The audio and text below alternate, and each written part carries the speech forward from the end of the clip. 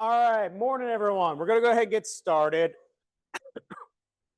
Couple quick reminders. There are some assignments for today. There is the Study Strategies Take 2 assignment.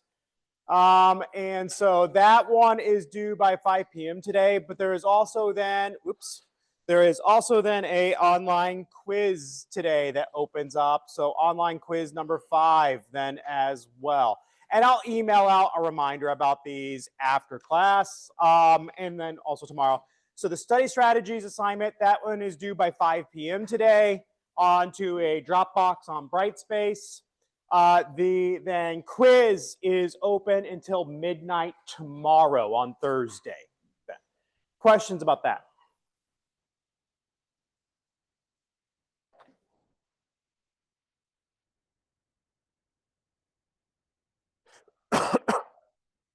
Okay.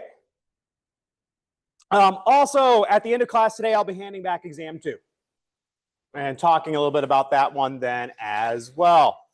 Okay, so this week, today, we're going to keep on talking a little bit about energetics and enzymes. We left off talking about ATP. ATP stands for adenosine triphosphate. ATP, hydrolysis, ATP. You can have the ATP molecule. It has those 3 phosphates group off of it, but you can go through hydrolysis where it breaks down into an adenosine diphosphate plus an inorganic phosphate comes off of it. This is an exergonic reaction. What's an exergonic reaction?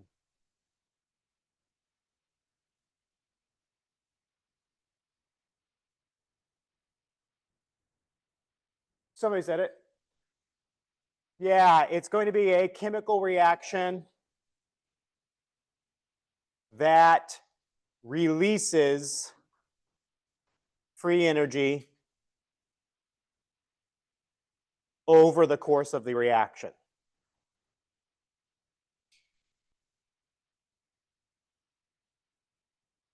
Endergonic reactions are going to be the opposite. Those are going to be chemical reactions that require an input of energy in order to occur.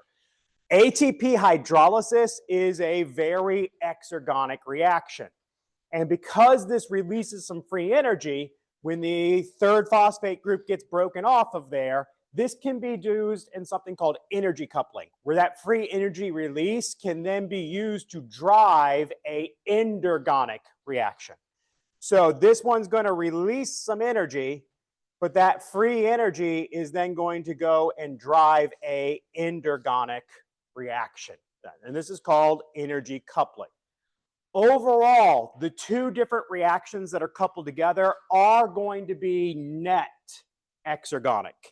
And this is, again, a lot of stuff is always easier to understand if you're going through examples of it and not just trying to memorize the words, but also trying to go through an example of it, describe what's being happening. So an example of this is that you can have ATP hydrolysis coupled to, for instance, glutamine synthesis. So you can take a glutamic acid plus an ammonia, you combine those together, and you get glutamine. So you're just adding on this ammonia or NH3 group onto that. But you're making that molecule, glutamic acid, you're adding a nitrogen group to it. That makes it a little bigger. But remember, anabolic reactions are things that take smaller molecules, in this case, glutamic acid and ammonia, and adds them together into a slightly larger molecule. In this case, the glutamine is slightly larger.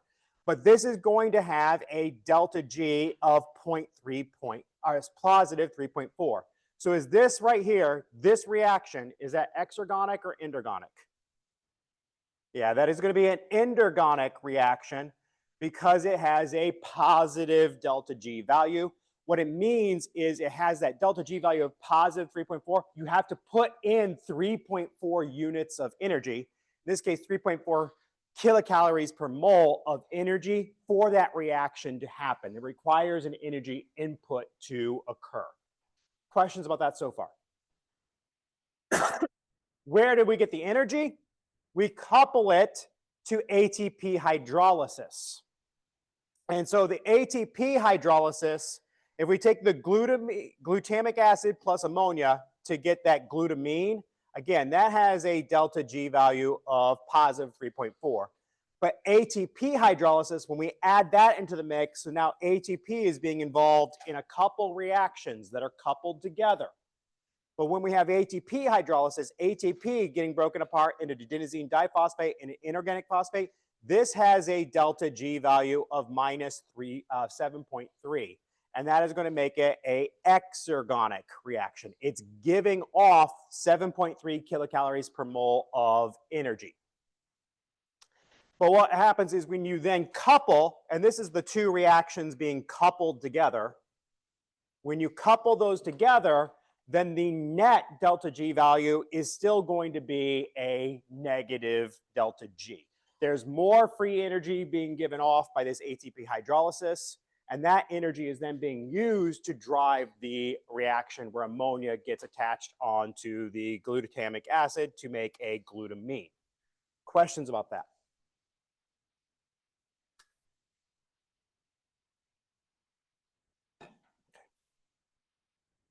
All right, ATP hydrolysis can do all sorts of work. It can do transport work. It can do mechanical work.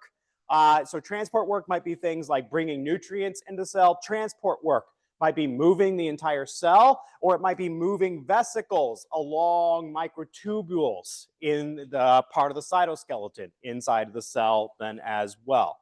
So it can be used for chemical work. And this is an example of ATP being used for chemical work. It can also be used for transport work, transport across the membranes. It can be used for mechanical work, movement, either movement of vesicles or organelles within the cytoplasm of the cell, or movement of the entire cell itself in some cases then as well. ATP is also always in a cycle. You actually can make ATP. You make ATP from catabolic reactions. Catabolic reactions are exergonic reactions, energy releasing reactions. But as those catabolic reactions are exergonic, as they release the energy, the cell has to store that energy in some way.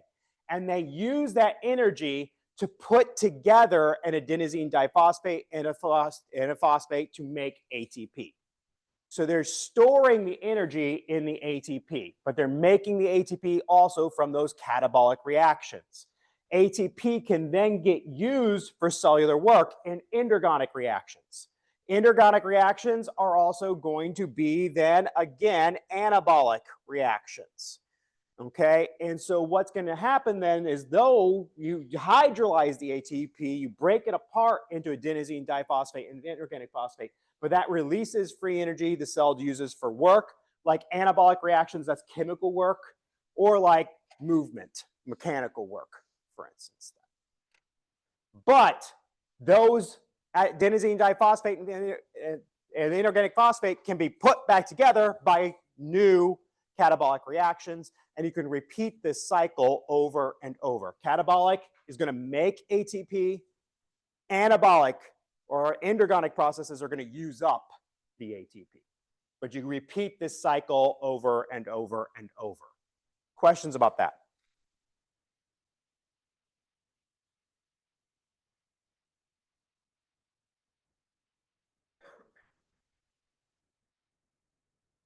All right, so that's a little bit on the energetic side, but we're also going to need to know about enzymes before we get into more of metabolism. Because metabolism, what is metabolism? What's that definition of metabolism? Weldon?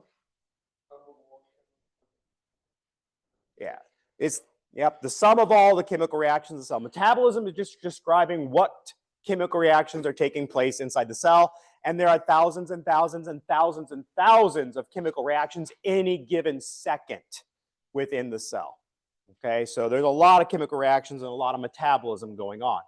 All of that metabolism is going to be controlled by enzymes. So enzymes, let's get into that one a little bit. First off, here I have a chemical reaction. I've got my progress of the reaction on the x-axis versus free energy on the y-axis. I have a chemical reaction where A and B, are those the reactants or the products? The reactants are given rise to then the products of C and D. Okay, so it's some kind of generic chemical reaction then. If this is the chemical reaction, is this chemical reaction going to be endergonic or is it exergonic? For this particular chemical reaction I'm showing you in the graph. Let's do a show of hands, actually, okay? How many think it's going to be endergonic? How many think it's going to be exergonic then? Yeah, this one is going to be exergonic, okay? And that is because, remember, delta G is equal to the G of the products minus the G of the reactants. Okay, so what we end up having here is the products, let's just say they're 3, and the reactants started at 10. That's going to be 3 minus 10, or a negative value for your delta G, and that's going to make it an exergonic reaction. It means the energy is being given off.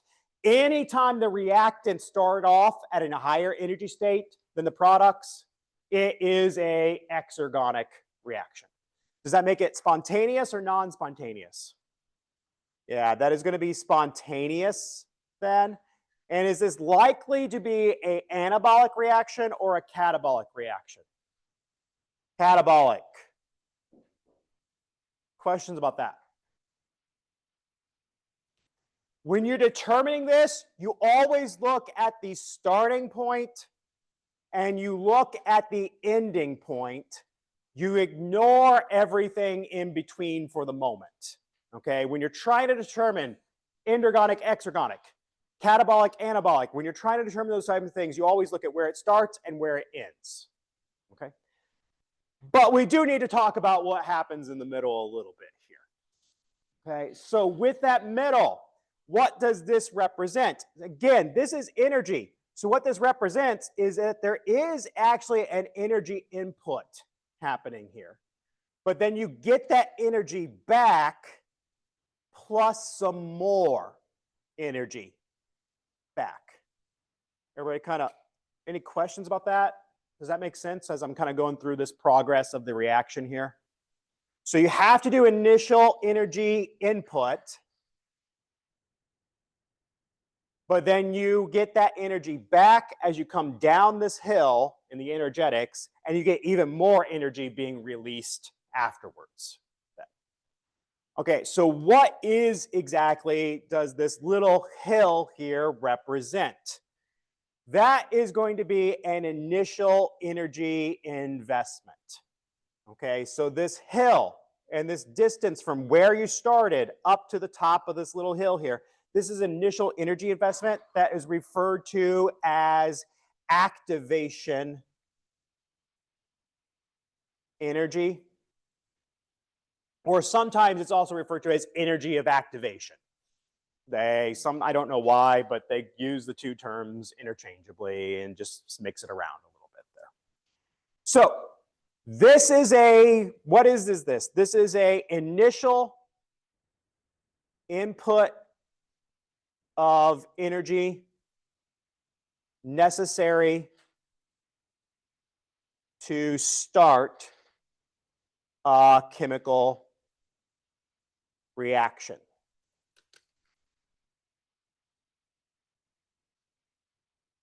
Now, why do you need an initial input of energy to start this chemical reaction? Why do you need this activation energy is also then kind of a question.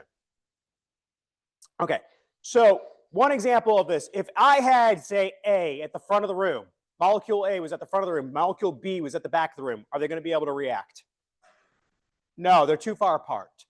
For two things to react, they have to be very close together and molecularly close together. They have to literally bump into one another. And what happens to chemical reactions at different temperatures? Are chemical reactions faster at cold temps or are chemical reactions faster at higher temps? Chemical reactions happen more quickly, typically at higher temperatures, right? Well, what is temperature? Again, temperature is a measure of kinetic energy of the molecules, how much the molecules are moving around. So at cold temps, the molecules are just kind of barely moving. And if they're barely moving, are they likely to bump into one another? No. But if they are at higher temp, now the molecules are moving around more. And just because of the simple fact they're moving around more, they're more likely to bump into one another. And if they bump into one another, they could potentially react in a chemical reaction then. So one example of activation energy is just it can take a long time for, say, the reactants A and B to come together. And if they don't come together, if they're moving slowly at cold temps, there's not much energy there. There's no energy for the activation energy at colder temps. Colder temps is actually a lack of kinetic energy, which also means a lack of activation energy around. And so as those things move around slowly, slowly, slowly, they're not likely to bump into one another, they're not likely to react. You raise up the kinetic energy, if there's more energy available, then those molecules start moving around more, and then they might bump into one another. So A and B might come together, and then they might undergo a chemical reaction. So one example of activation energy is sometimes just temperature and kinetic energy. For instance, the more temp, the more likely they are to bump into one another, and more likely they are to react then. Now, when this happens, if they react, they will undergo a reaction where they then form this transition state. So this AB prime is what is called a transition state. You guys don't need to really know this too much. This is something that's explored a lot more in chemistry classes, for instance, then. But this is where A and B have started to change. They're no longer the exact A and B molecules, but they haven't become the products of C and D yet either. They're in an in-between or transitional state. What ends up happening is it takes some energy to also get to that transition state. So for instance, hydrogen gas, H2 gas, plus oxygen gas, O2 gas, likes to react and form water, H2O. This is energetically very favorable. Hydrogen gas plus oxygen gas yielding water is actually a very, very, very exergonic reaction. It's a spontaneous reaction. It likes to happen on its own, but typically at room temperature, it never really occurs. And this is because if you have hydrogen gas and oxygen gas just floating around in a container, are they going to bump into one another pretty readily? Yeah, they're gases. Gases are mobile. Gases move around quite a bit. So if you mix hydrogen gas and oxygen gas, they're going to bump into one another, but at room temperature, they're not going to react. And this is because you have to hit a transition state before they can react. And the transition state is you have to take H2 and break it apart into a hydrogen and a hydrogen. You have to take that O2 and you have to break it apart into an oxygen and an oxygen. Then they react when they're separated and form waters. So this is going to be kind of those transition states. You have to take those hydrogens apart. The transition state is you have to take those oxygens apart. What type of bond holds together hydrogens to another hydrogen? Not hydrogen bonds. Just because hydrogens are involved doesn't mean it's a hydrogen bond. It is a covalent bond. Hydrogen is held together with another hydrogen via a single covalent bond. What kind of bond holds together oxygens? O2 gas. It's also a covalent bond. It's actually a double covalent bond, though. So it's two covalent bonds between the oxygens. Covalent, yeah, well.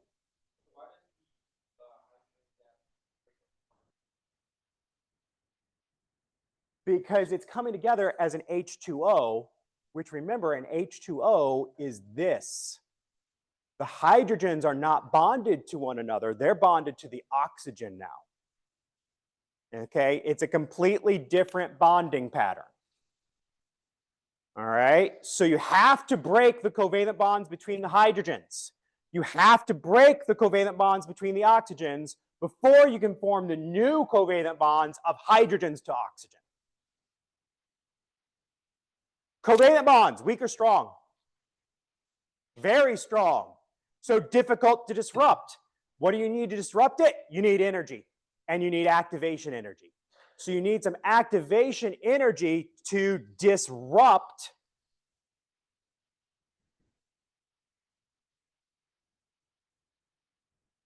bonds of the reactants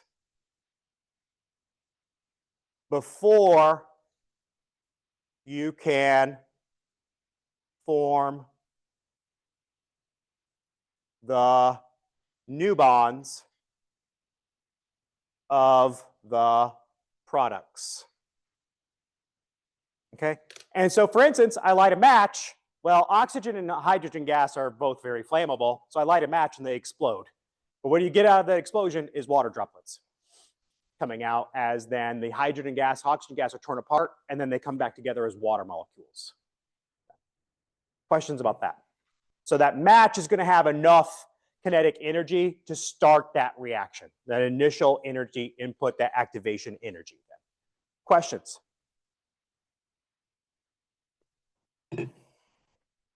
Whoops. All right, that says what I basically had on there. Okay. All right, this is also where enzymes come into play. Enzymes, the simplest definition of an enzyme is a biological catalyst.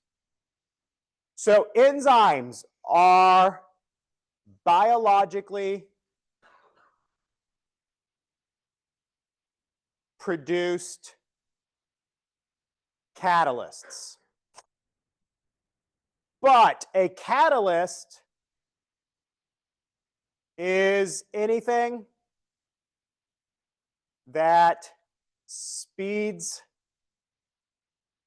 up chemical reactions.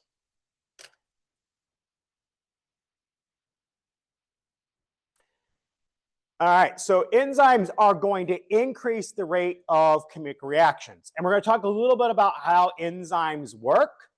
Enzymes are going to get recycled. They speed up a chemical reaction, but they don't get consumed in that chemical reaction. And then they can get recycled and reused to speed up that same chemical reaction a second time. Then they can speed up a version of that chemical reaction a third time. Then they can speed up a version of that chemical reaction a fourth time. So they can get reused over and over and over, these enzymes can. And we'll talk a little bit about how that works here in a second. And we're going to talk a little bit about how then enzymes speed up chemical reactions. Now, again, I do want to also differentiate between enzyme versus catalyst. A catalyst is anything that speeds up a chemical reaction. Enzymes are a more specific version of a catalyst. Enzymes are biologically produced catalysts. This means they are made by living organisms in order to speed up the chemical reactions that take place inside of those living organisms. Okay, so they're biologically produced catalysts. They're made by the organisms to speed up their chemical reactions. And an example of this might be sucrose sugar gets broken down into glucose and fructose. Sucrose is a disaccharide, two sugar monomers put together. Sucrase is an enzyme, and typically enzymes are always drawn next to the arrow for the chemical reaction. So if you see something next to the arrow for the chemical reaction, a name of something, that is going to be the enzyme. Okay, in this case, sucrase is an enzyme, speeds up sucrose breakdown into glucose monomer and a fructose monomer. Enzymes speed up chemical reactions, and they do this solely by lowering the activation energy needs. Activation energy is a barrier to a chemical reaction happening. And a lot of times activation energy is also referred to as the activation energy barrier. The bigger the activation energy needs, the harder it is for a reaction to occur. So the more activation energy that is needed, it slows down the chemical reactions. And if we want to speed up chemical reactions, what we just have to do is lower the activation energy input. And enzymes work by lowering that activation energy input. So here, for instance, in this graph, and by the way, I'm going to say this graph is one that you guys should know, you should study, you should understand. And you should know what is being depicted in this graph. So the black line, the black line is going to be, again, the reaction without the enzyme. And the red line then is going to be the reaction with the enzyme. Again, on the x-axis, we have progress of the reaction, not necessarily time. Okay, just progress of the reaction from the start to the finish. And we got free energy or energetic state on the y-axis then. And if we look at the reaction without an enzyme, it has a fairly large activation energy barrier. You have to put in more activation energy to get that started. That's a barrier to the reaction happening. But then you get that energy back plus some more. So this is going to, again, still be an exergonic reaction. If you have this reaction with an enzyme, you need less activation energy. And again, this would be, for instance, the activation energy without an enzyme is being depicted from here to here. The activation energy needed with the enzyme goes from here to here. You need less activation energy. But with less energy needed to start the reaction, that's less of a barrier to the reaction. And therefore, that reaction is going to happen much, much faster. And typically 10 to the 8th to 10 to the 20th times faster. Just by lowering that activation energy, you speed up the reaction tremendously. Questions about that? It makes a really big difference. Okay. So enzymes. Let's go through a little bit more specific on the enzymes and how they lower the activation energy barrier. First off, substrates are the same thing as what?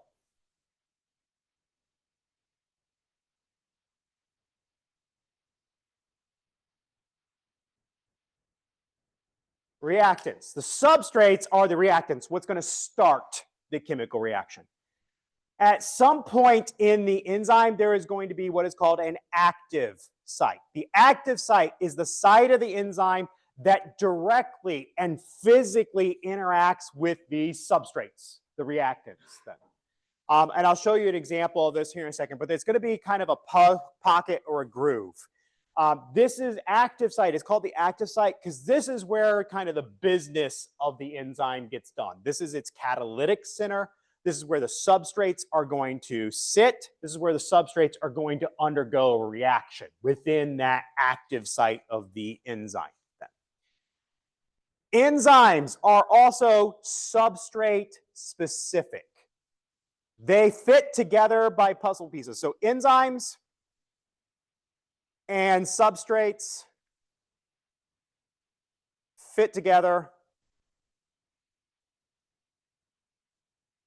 like puzzle pieces almost.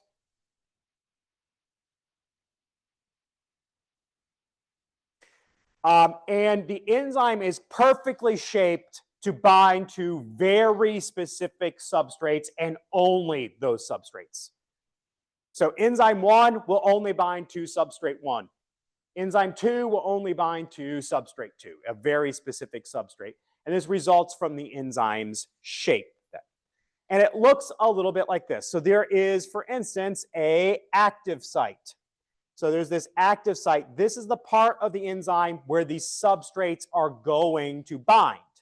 Typically, that active site is going to fit together with the substrates. This one's going to slot into this spot. This one slots into this spot. The enzyme is going to be perfectly kind of shaped so those substrates slot in almost like my puzzle pieces here.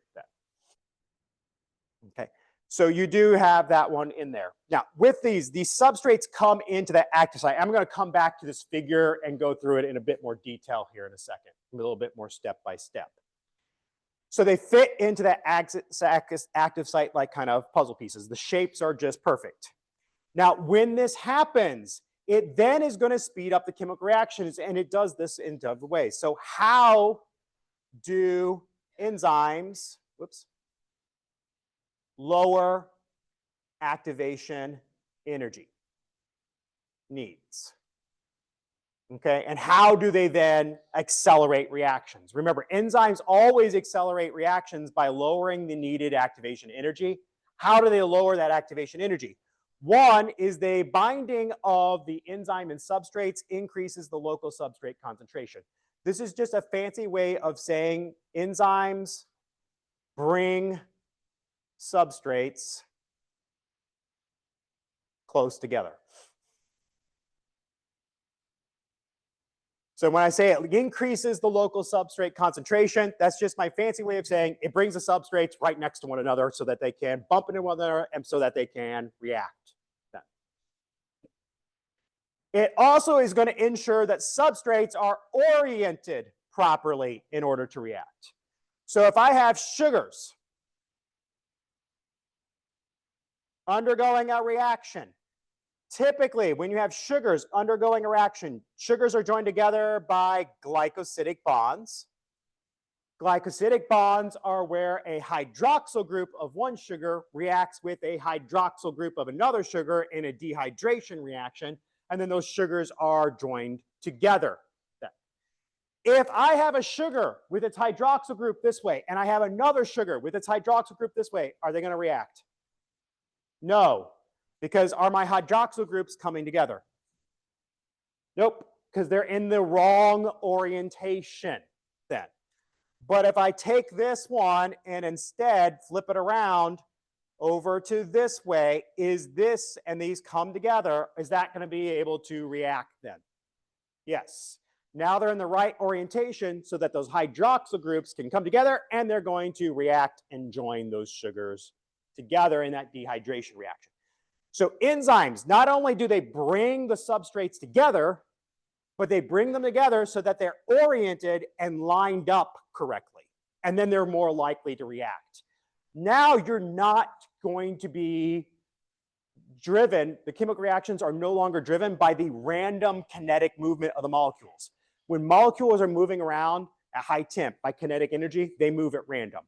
And they have to just kind of bump into one another, but that's a random process. Now the enzymes bring them close together and just the right way so that they react, and you're not reliant on thermal energy, for instance, to drive that process. Questions about that?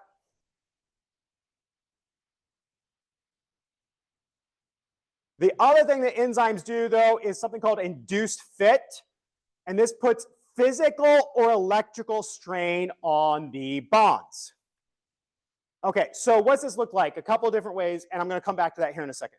So substrates, again, come into the active site. They fit together like puzzle pieces. The enzyme helps bring those substrates together, helps orient those substrates, and therefore you need less activation energy in order for the reaction to occur. The other thing that enzymes do, though, is that induced fit. So I said I was going to come back to that. Induced fit means when the substrate comes in, I might start off with my enzyme like this, but as the substrate binds, the enzyme is going to change shape. So my enzyme, substrate binds, enzyme changes shape, and it folds onto that substrate, and it starts squeezing it. It starts literally squeezing the substrate. It puts either physical stress on the substrate, or sometimes it puts electrical stress on the substrate. Like it starts putting negative charges next to negative charges, and those repel one another. That's electrical stress. This is just a little video of then induced fit. So this is going to be an enzyme kind of before it binds a substrate, and then as it binds a substrate, you can see it changes shape, but it's going to fold in and try to start squeezing that substrate is what happens here. So this is a hexokinase enzyme, and this is what happens, this is what it looks like before it binds substrate versus after it binds substrate, for instance. Okay. Now, what ends up happening with this, though, is as it puts stress on the substrate, it takes those substrate bonds and say it's a hydrogen gas. Let's say it's hydrogen gas, H2. But what it does is it starts to stretch that covalent bond. It puts physical stress on the molecule. And if you start to stretch that covalent bond, you weaken the covalent bond. And now guess what? It's easier to break that covalent bond so that you have separated hydrogens that could then come back together with water, for instance, to make with oxygen to make a water, for instance. Then. So as you stretch those covalent bonds, you weaken them. Now you actually reach that transition state with less of an input of energy needed. Questions about that?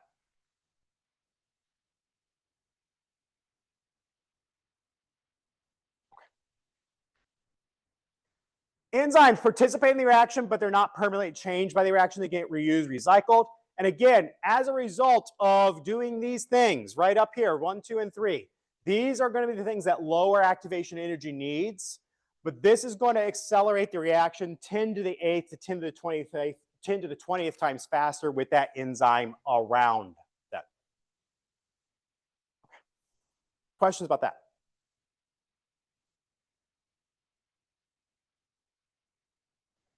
Yeah, we're good there. All right.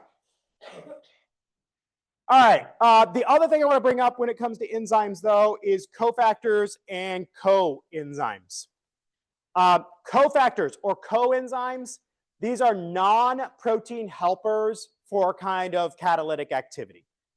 Cofactors are inorganic metals such as zinc, iron, or magnesium, and they help an enzyme function. Coenzymes are organic molecules such as vitamin A, vitamin B12, or the other vitamins. If you guys have ever wondered why you need vitamins, it says enzyme coenzymes. Vitamins help certain enzymes in your body function properly.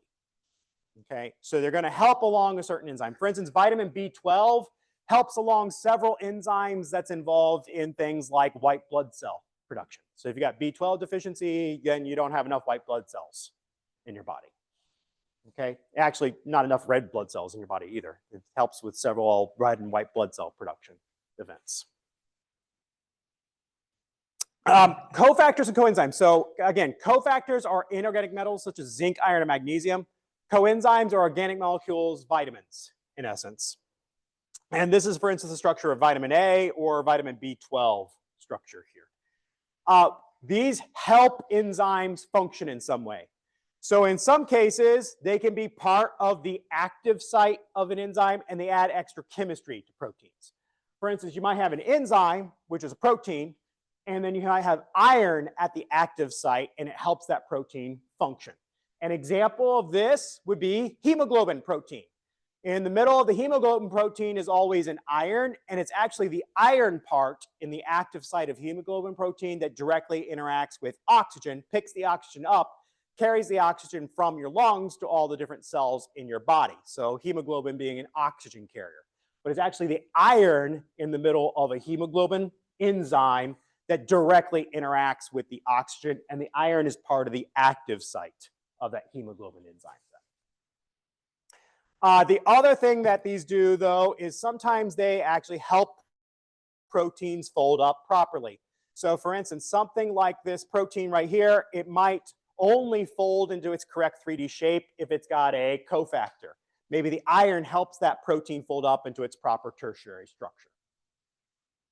The other thing that these coenzymes do sometimes, though, is stabilize protein-protein interactions. So you might have protein number 1, protein number 2, and maybe a zinc metal is involved in helping those bind together into a quaternary structure. Again, if it helps proteins fold, it's usually about tertiary structure. Or if it's proteins interactions, it's quaternary structure.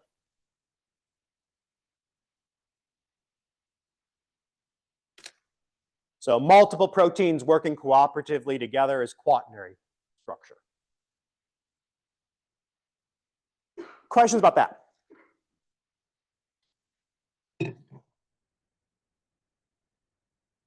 Oh, I forgot one thing. Enzymes.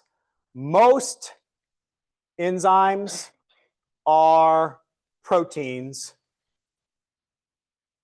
but there are some enzymatic RNAs as well. So enzymes are usually proteins, but occasionally there's some RNA molecules that action as enzymes then as well.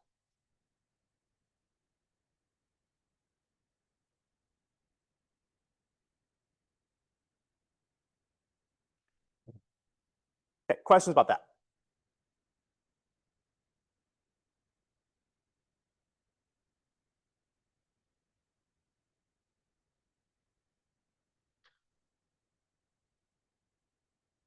All right. Typically, there are some environmental factors that can affect enzymatic activity. For instance, temperature, pH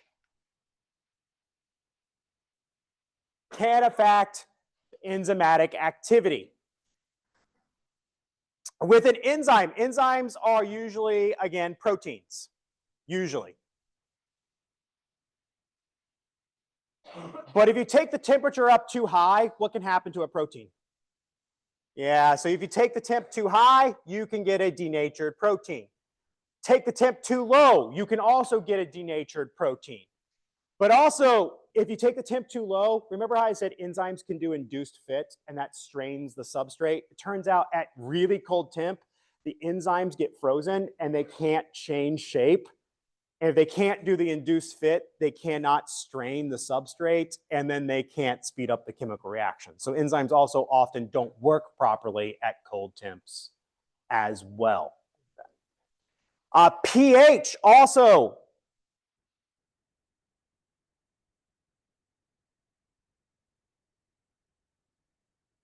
And if you change the pH, you can change the folding of a protein. Change the pH, and the protein can also denature or unfold then as well.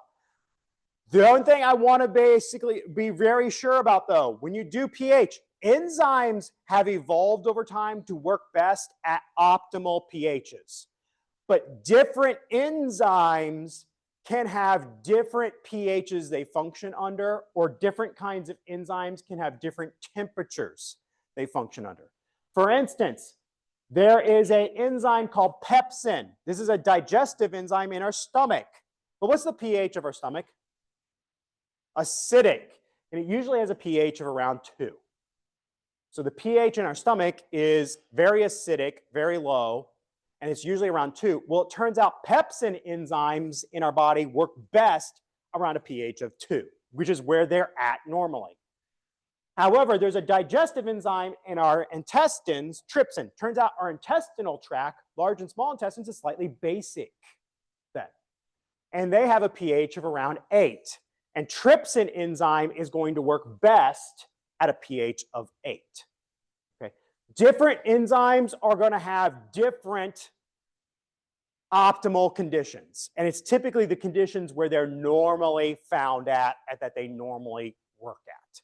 A stomach enzyme is going to work best under acidic conditions, and intestinal enzyme is going to work best under slightly basic conditions. Questions about that? By the way, the pH of our cytoplasm in our cells is usually about 6.8. And most cytoplasmic enzymes work best at that neutral pH, around 6.8 to 7. Okay. Questions? Yeah, Brady. No, if the enzyme is normally found at neutral pHs, that is what it works best under. But if the enzyme is normally found at acidic pHs, like digestive enzymes in the stomach, they work best under acidic pHs. If it's a cell, if it's an enzyme that's usually in the cytoplasm of a cell, then it's usually at near neutral conditions. So it depends on the enzyme. It's context dependent.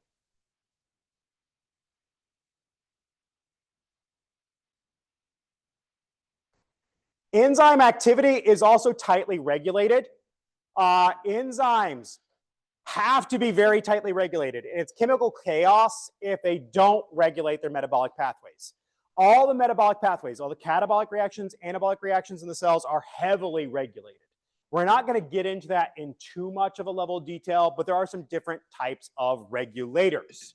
So there are some enzyme regulators or enzyme inhibitors. For instance, there's competitive inhibitors versus non-competitive inhibitors. Competitive inhibitors mimic the substrate. They look like the substrate. They have a similar shape to the substrate.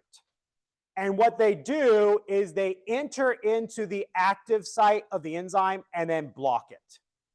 And I'll show you an example of this here in a second on the next slide. And so what they do is they block the active site of the enzymes, and that stops the enzyme functioning, makes it so that they can't bind the substrate. Non-competitive inhibitors are a little bit different. What happens is they bind to the enzyme, alter the conformation. This is just a fancy way. Conformation is a fancy way of saying shape of the enzyme. So they alter the shape of the enzyme. And then as you change the shape of the enzyme, that prevents the substrate from binding. But these bind not at the active site, but somewhere else on the enzyme.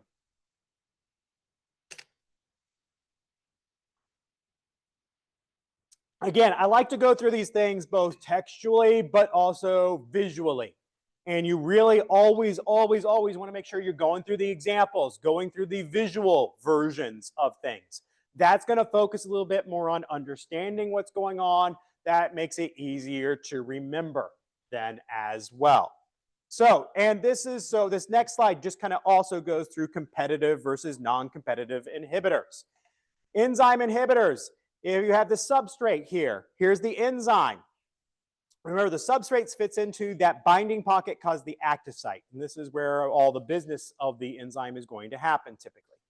In a competitive inhibitor looks a little bit like part of the substrate. It binds into the active site. It occupies the active site. And if the competitive inhibitor is there first, can the substrate come in? No, substrate hits that, and then it just bounces off, for instance. So competitive inhibitors, they block the active site so the substrate can't come in, and that turns off the enzyme. So that's going to be a competitive inhibitor. A non-competitive inhibitor, again, that is going to bind to someplace other than the active site. But then it causes the enzyme to change shapes. So you go from the enzyme to having this shape. Now you see that it has changed shapes.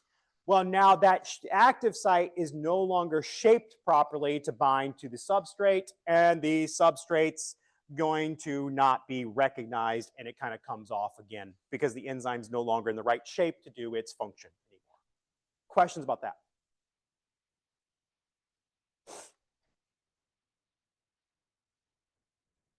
Okay. We're going to stop there because I got to get you guys your exams back.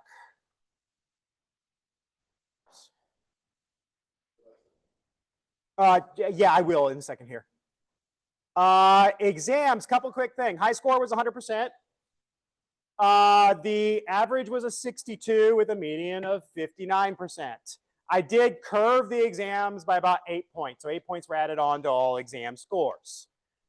You get to keep the exams. They are studies tools. Remember, a lot of the stuff we're going through is just going to keep coming up again and again and again and again. You might notice I was asking you questions about covalent bonds or hydrogen bonds or other stuff today. It's going to just keep coming up again and again and again.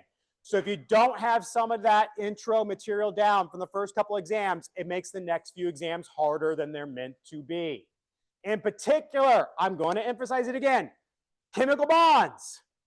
Covalent bonds, ionic bonds, hydrogen bonds in particular, and macromolecules, proteins, nucleic acids, lipids, carbohydrates. That stuff needs to be down because it's going to just keep getting used and used and used for the rest of the semester. Okay. Exam 2, you can keep it and use it as a study tool. I will also want to make one note. Remember, I made this announcement at the beginning of the year, but I think some people have forgotten this. The final exam can replace any previous lower exam score. One exam score. So the final exam at the end of the semester is cumulative. Using previous exams is a good way to study for that cumulative exam. But remember, that cumulative exam at the end of the semester, you can use whatever score you get on that exam, and it replaces any previous lower exam score. That can help grades quite a bit in the class, but it is not a miracle cure-all. If you didn't know the material on the first exam and you suddenly show up and you haven't fixed those mistakes, well in advance of the final exam, that doesn't mean you're going to get a better grade on the final exam. Okay, because it is cumulative, and all that exam 1 material is back on the final. All that exam 2 material is back on the final then as well. Okay, questions about that? All right, if you guys want to come on up, let me get this recording stopped. Which slide did you guys? Competitive inhibitor?